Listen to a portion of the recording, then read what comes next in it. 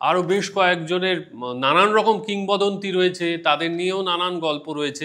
এরকম কয়েকজন বিখ্যাত ডাকাতের কথা যদি বলেন। তাহলে একদম রঘু ডাকাতের এক সাগরেদের কথা দিয়ে শুরু করি। হুম। গুরু হয়ে গেলে আবার সাগরেদ। তা এর আস্তানা ছিল কাঁচরাপাড়া। কাঁচরাপাড়া। কাঁচরাপাড়ার ডাকাতকালী বিখ্যাত একদম। এটা হচ্ছে বীজপুর থানা, সেই বীজপুর থানার আন্ডারে। কিন্তু এখানে কোনো মূর্তি নেই। মূর্তি নেই? এই থানটায় খুব প্রাচীন বিরাট একটা নিম গাছ ছিল। এই নিম গাছটাকেই এরা দেবী বলে জ্ঞান করত। নিম গাছের গোড়াটায় সিঁদুর চন্দন লেপে মায়ের মুখের একটা অবয়ব তৈরি করা হয়েছিল। সেখানেই পূজা হতো, বলি হতো। পরবর্তীকালে যখন নগরায়ন হলো, কাঁচরাপাড়াও আস্তে আস্তে বৃহত্তর নগরের অঙ্গীভূত হতে লাগলো, কারখানার জন্য সব জমি টমি কেনা হতে লাগলো, তখন এই গাছটা কাটা পড়ে। আচ্ছা। কিন্তু এর মজার কথা কি, গাছটা তো কাটা হয়ে গেল, কিন্তু আর যে কাণ্ডটা জেগে রয়েছে সেটা সতেজ। সেটা থেকে মাঝে মাঝে পাতা বেরোয়। মানুষ বুঝতে পারল যে এই গাছটা কিন্তু সামান্য গাছ নয়, এর মধ্যে সত্যি সত্যি দেবত্ব আছে।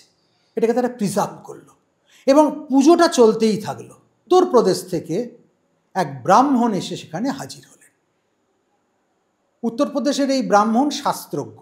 তার সঙ্গে একটা প্লাস পয়েন্ট হচ্ছে এই ব্রাহ্মণের যে দারুণ হারমোনিয়াম বাজিয়ে সে ভজন গাইতে পারে। ওই হারমোনিয়াম বাজিয়ে গাইতো বলে এলাকায় তার নাম হয়ে গেল হারমোনিয়া বাবা।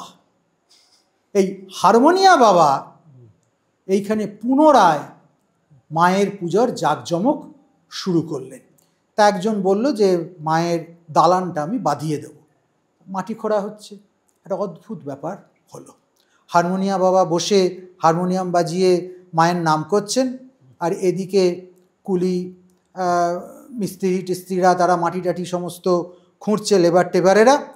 সেই সময় ওই গাছের গোড়া থেকে কিছু পয়সা উঠে এলো, পুরোনো আমলের পয়সা, আর তার সঙ্গে উঠে এলো 5টা ফল, একদম টাটকা।